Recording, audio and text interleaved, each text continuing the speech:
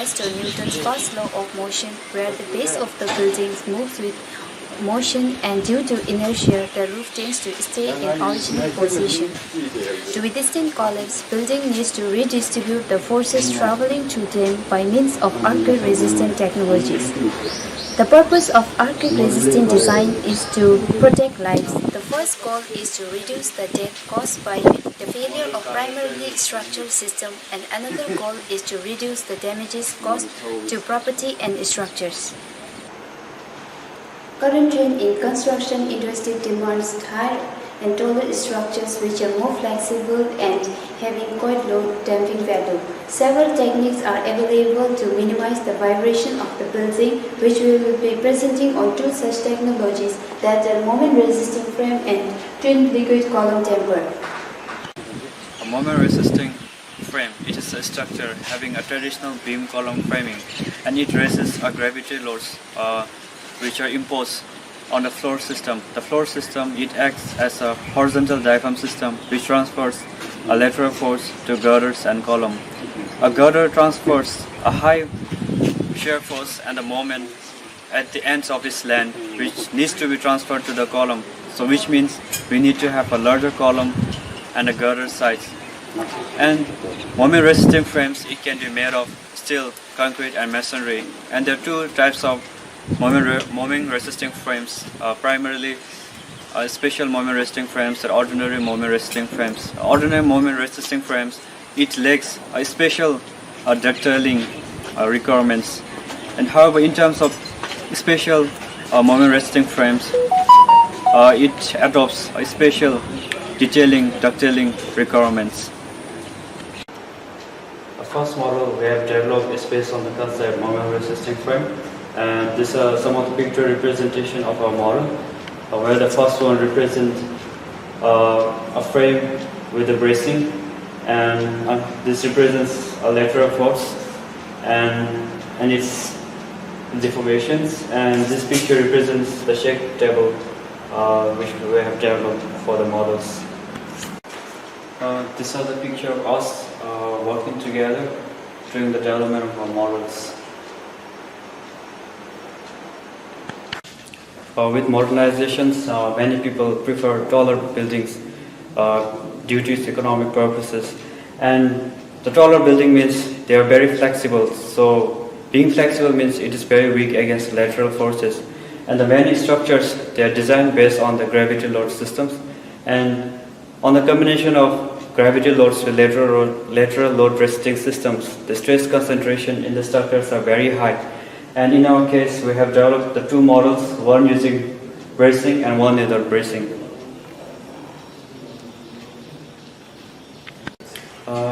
Among the many types of lateral load resisting systems, it has been reported in literature that many people prefer bracing over the shear walls since it's very economically viable. And now, let's see the performance of the two models against the induced vibrations.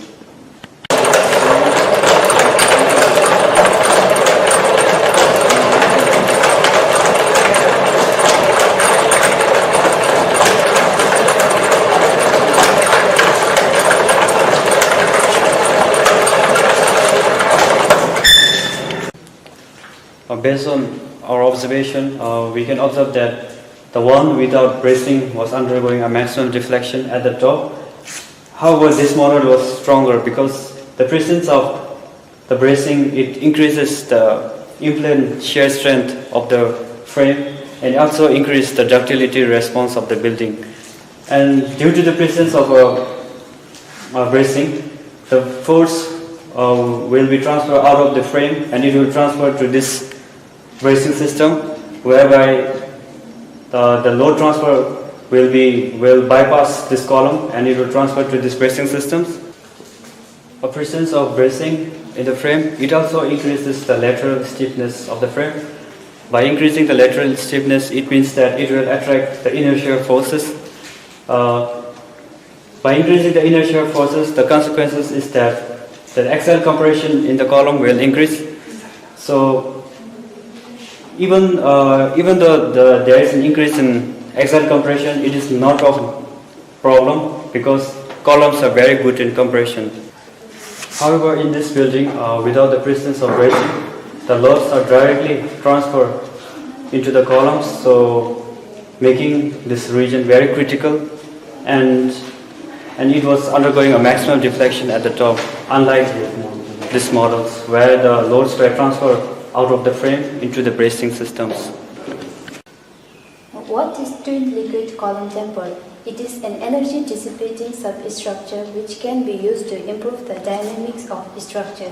The basic principle is an energy transfer from the vibrating host structure to the twinned liquid column damper. This is a pictorial representation and free body diagram of twinned liquid column damper as shown in 3D. How does it work? The twinned liquid column damper is a water-confined container which is placed on top of the building that uses the sloshing energy of the water to reduce the dynamic response of system when subjected to the external force. The damping in twin liquid column damper is controlled by orifice. The orifice opening ratio affects the head loss coefficient, which in turn affects the effective damping in the liquid damper. We have seen the moment resisting frame. Now let's look into the second model, that is twinned liquid column damper.